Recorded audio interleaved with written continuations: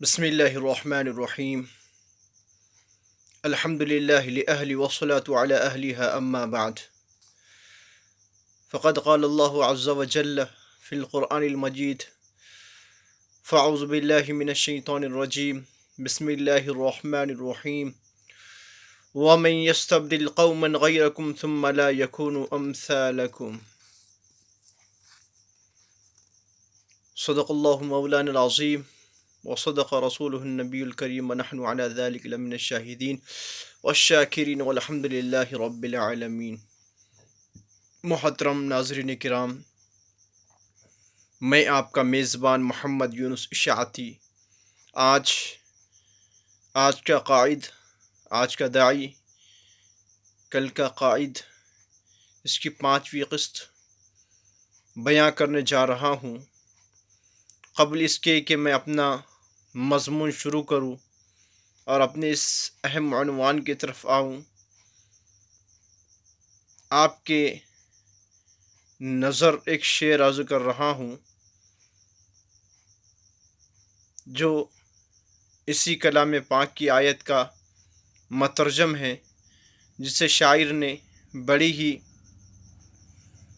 اچھوتے انداز میں، اپنے شاعری کے انداز میں کہا ہے: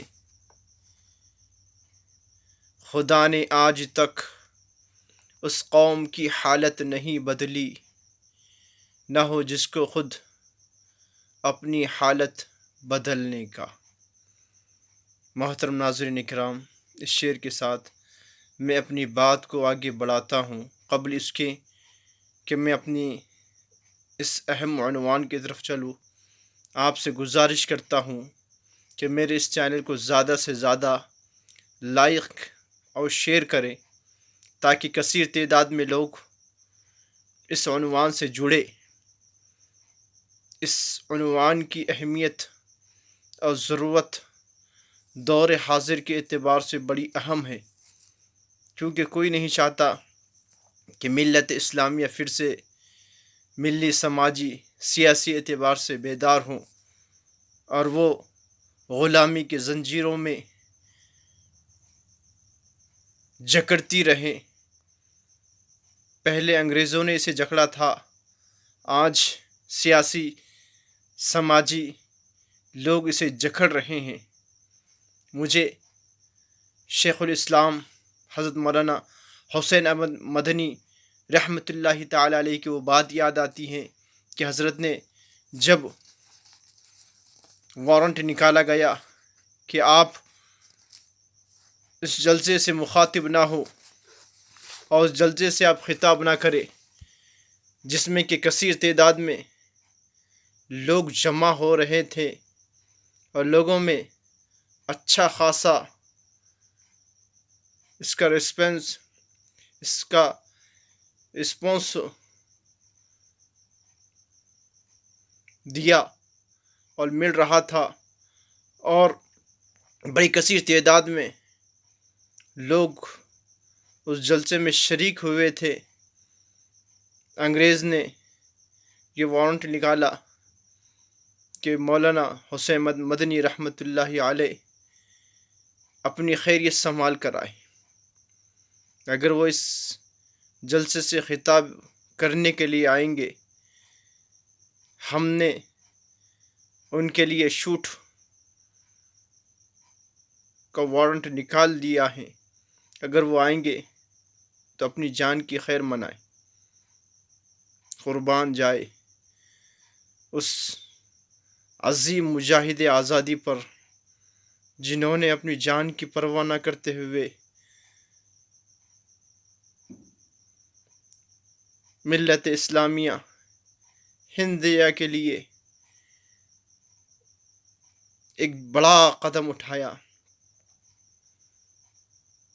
جبکہ حضرت کوئی بہانہ کر سکتے تھے، لیکن قربان جائے جمعیت علماء ہند کے اس بانی کی تقدس اور غیرت پر جنہوں نے سادات ہونے کا ثبوت دیا اور اپنے بغل میں کفن کا کپڑا دبائے ہوئے اسٹیج پر پہنچے، انگریز اپنی توپوں کو حضرت کی طرف کر دیا، بس توپ چلانی ہی تھی تو مخاطب نے حضرت والا سے یہ کہہ کر مخاطب ہوا کہ حضرت آج آپ کا رویہ کچھ اور دکھ رہا ہے، کہ آپ پہلے کچھ اور ہی طرز پہ آیا کرتے تھے اور آج کچھ اور ہی رنگ دکھ رہا ہے۔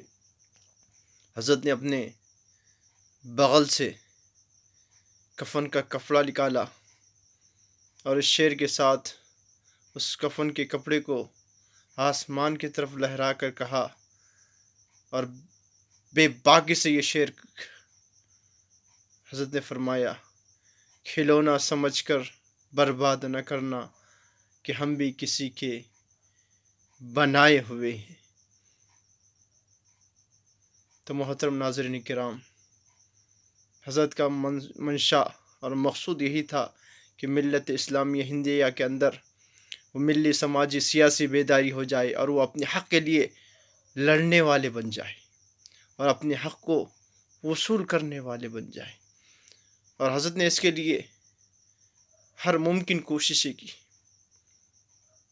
جیسا کہ آپ تمام ہی جمعیت کی خدمات سے واقف کار ہے کہ جمعیت ہر آن ہر گھڑی ہر لمحہ ہر موقع پر ملت اسلامیہ ہندیہ کی ہر طرح سے تعاون کرتے رہتی ہے۔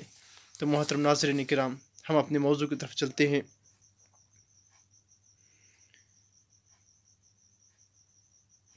آپ کو کن کن تعمیری اور اچھی عادتوں کی ضرورت ہے جنہیں اختیار کرنا چاہیے، ان کی فہرست بنا لیں۔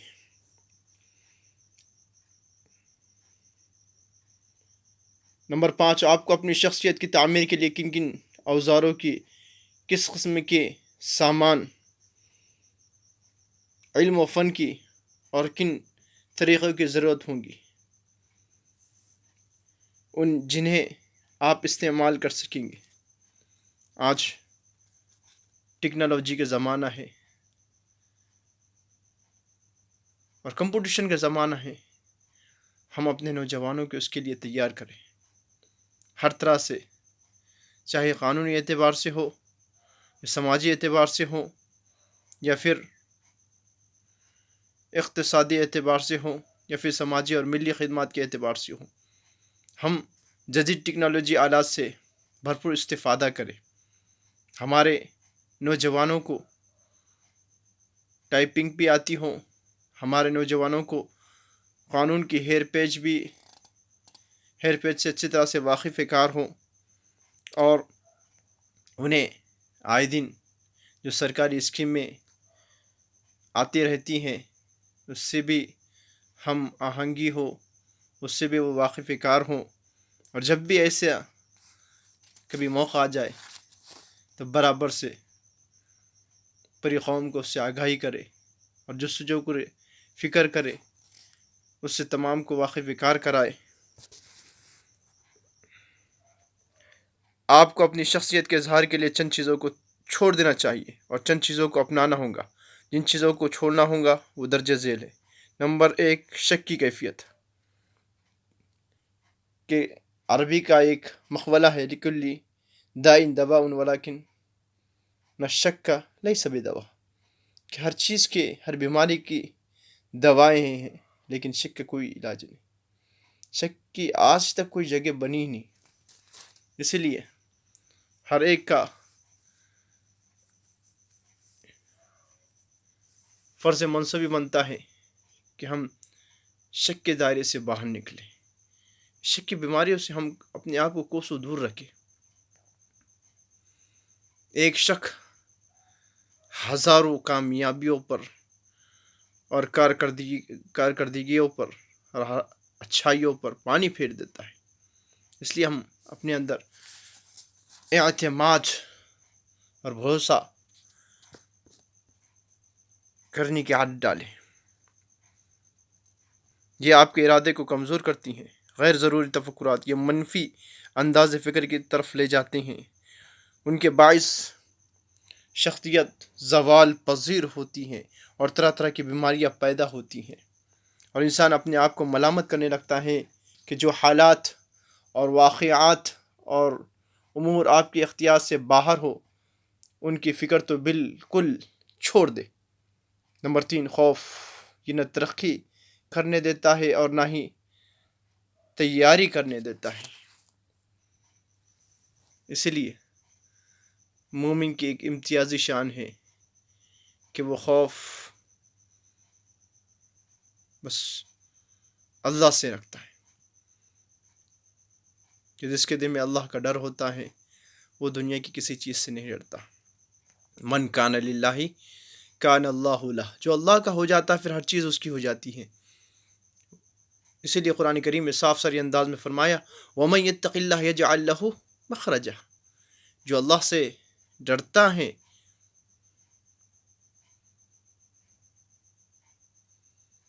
اللہ اس کے لیے راہوں کو ہموار کرتے ہیں۔ اس لیے ضروری ہے کہ ہمارے قائدین کے اندر اللہ کا خوف ہو۔ ہم نے حضرت مولانا غلام محمد وسطانی صاحب دامت برکاتہ العالیہ کو جناب مرحوم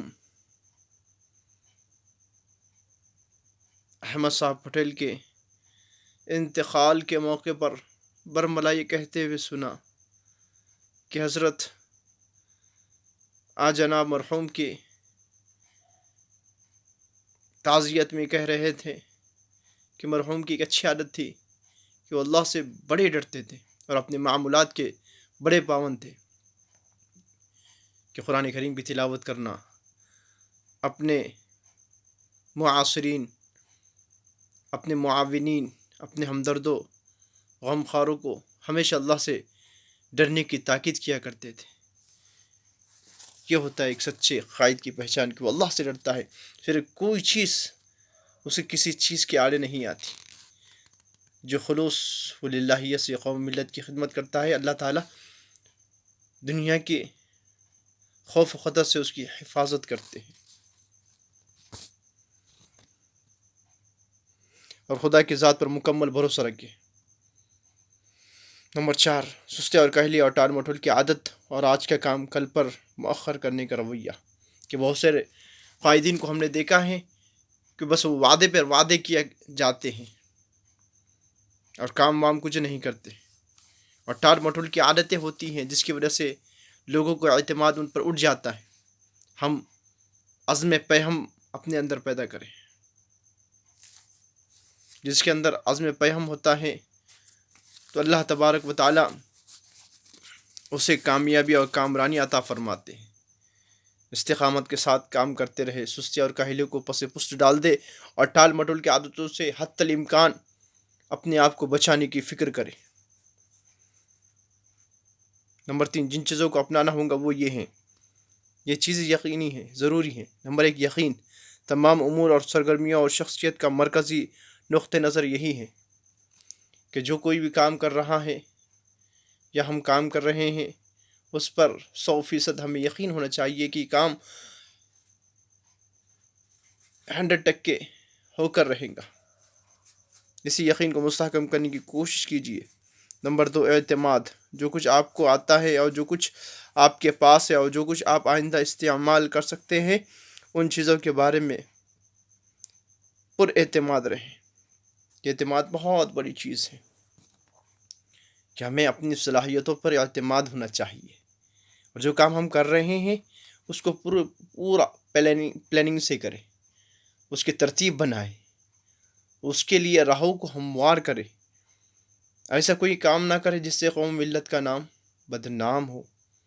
ہم کو اپنی صلاحیتوں پر، اپنی کارکردگی پر اعتماد ہو، یہ وقت کی اہم ضرورت ہے۔ نمبر 3، ہمت، آگے بڑھنے اور ترقی کرنے کا جذبہ اور حالات کا مقابلہ کرنے کا عزم پیدا کیجیے۔ یہ بہت ہی اہم ہے کہ ہمت انسان کے اندر ہو۔ اللہ پاک سے دعا ہے کہ اللہ پاک ہم تمام کو کہی ہوئی باتوں پر عمل کرنے کی توفیق عطا فرمائے۔ اللہ تعالی ہماری اس حقیر سی کوشش کو امت مسلمہ کے لیے جہد مسلسل اور کامیابی اور کامرانی دلانے کا ذریعہ بنائے۔ اللہ تعالی ہمارے نوجوانوں کو بالخصوص نظر بد سے بچائے، ان کی صلاحیتوں کو جلا بخشے، ان کے اندر قوم ملت کی خدمات کا جذبہ پیدا فرمائے، اور خصوصاً جو ہمارے سینئر ہیں، جو ہمارے رہنما رہبر ہیں، جو تجربے کار ہیں، اللہ تعالیٰ ان کو عقل سلیم عطا فرمائے کہ وہ نوجوانوں کی صحیح رہنمائی کرے، ان کو وقت کے تقاضوں پر ابھارے اور وقت آنے پر صحیح رہبری کرنے کی توفیق عطا فرمائے۔ وما توفیقی الا باللہ۔